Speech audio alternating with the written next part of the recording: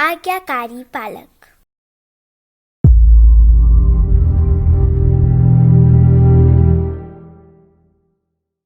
शीला नाम की एक बकरी थी।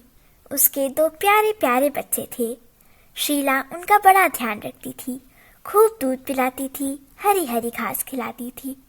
कुछ ही दिनों में दोनों बच्चे गोल मोल मोटे ताजे हो गए। शीला ने उनके पैरों में घुंघरू बांध दिए थे। दोनों छम छम करके घर में कभी इधर घूमते तो कभी उधर।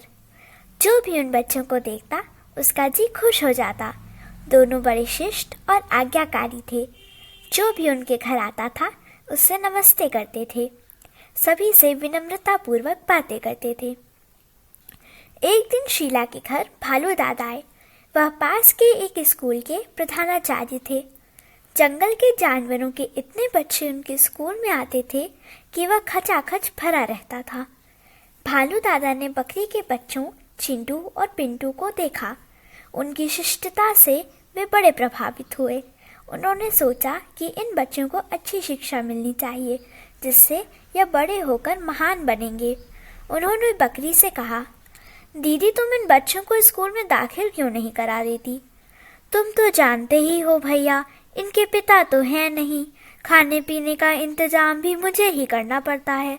मैं सुबह ही जाती हूँ और दिन छिपे घर वापस आती हूँ। मेरे पास इतना समय नहीं है कि इन्हें स्कूल छोड़ने जाऊँ और फिर समय से लेने भी आऊँ। बकरी भालू दादा से कहने लगी, पर ये तुम्हारे बच्चे तो बड़े समझदार हैं, अकेले ही आ जा सकते हैं। भालू कहने लगा, भैया कालू भेड़िया बिना किसी बात के मुझसे दुश्मनी बांधे बैठा है। वह इन बच्चों को भी खाने की ताक में है। रोंदे हुए कंठ से बकरी बोली, अम्मा हम कभी भेड़िए की बात में नहीं आएंगे। घर से सीधे स्कूल और स्कूल से सीधे घर ही आएंगे। कृपया हमें स्कूल जाने की आज्ञा दे दो। चिंटू पिंटू दोनों एक साथ बोले। भालू दादा भी कहने लगे कि बच्चों को घर बैठाने से क्या लाभ, घर में तो ये बेकार काम करते हैं। स्कूल जाकर पढ़ेंगे तो नई चीजें सीखेंगे, समय का सदुपयोग होगा, ये बहुत अच्छे बनेंगे। भालू दादा ने यह भी कहा कि स्कूल की माई लोमड़ी बच्चों को ले जाया करेगी और छोड़ जाया करेगी। इस बात पर शीला बच्चों को पढ़ाने के लिए तैयार हो गई। दूसरे दिन वह उन्हें स्कूल में दाखिल करा आई। शीला ने बच्चों को अच्छी तरह समझा दिया कि वे स्कूल से सीधे घर आएं, इसी प्रकार घर से सीधे स्कूल ही जाएं, इधर उधर कहीं ना जाएं। रास्ते में कोई कुछ चीज दे तो कभी ना लें, कोई कहीं चलने को कहे तो मना कर दें।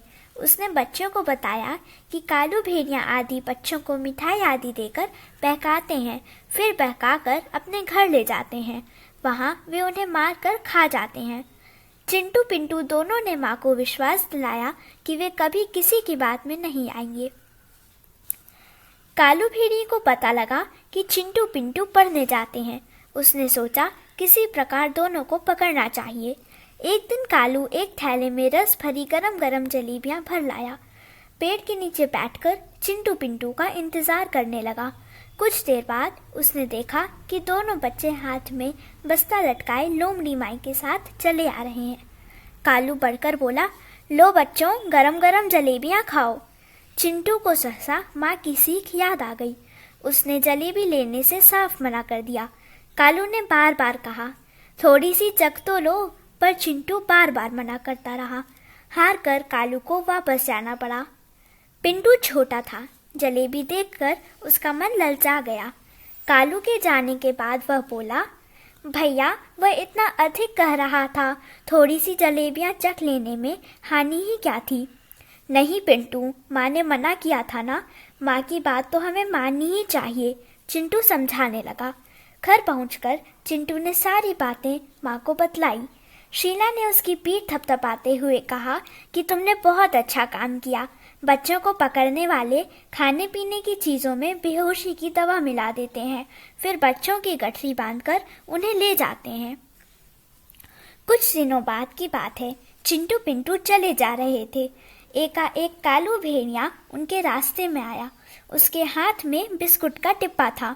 वह कहने लगा, लो बच्चों, यह तुम्हारी माँ ने स्कूल में खाने को भिजवाया है। कौन हो तुम? चिंटू ने भौहें चढ़ाकर पूछा। अरे मैं तुम्हारा मामा हूँ बच्चों, तुम मुझे नहीं जानते, कालू कहने लगा। तुम हमारे मामा हो तो घर आना, माँ से मिलना, तभी हम यह लेंगे। कहते हुए चिंटू आगे बढ़ गया। माई लोमड़ी ने कहा, ले लो बेटा, मामा से मना क्यों करते हो? पर पिंटू चिंटू दोनों ही ने बिस्कुट लेने से साफ मना कर दिया। वे स्कूल की ओर बढ़ गए। बच्चों को फुसलाने की कालू की सारी कोशिशें बेकार गईं। अब तो पिंटू और चिंटू बड़े भी हो गए हैं। कालू भेड़िया जब भी उन्हें देखता है तो लाचार होकर अपने होठों पर जीभ फिराकर ही रह जाता है। माँ की आज्ञा पालन करने से पिंटू चिंटू दोनों ही भेड़िए का शिकार नहीं बने। अब भी वे अपनी माँ की हर बात को मानते हैं। यही कारण है कि वे बड़े गुणवान बन गए हैं। सभी उनकी बहुत प्रशंसा करते हैं। अगर आपको हमारी यह वीडियो पसंद आई हो तो इसे लाइक करें, कमेंट और शेयर जरूर करें और हमारे YouTube चैनल ऋषि चिंतन को सब्सक्राइब भी कर लें।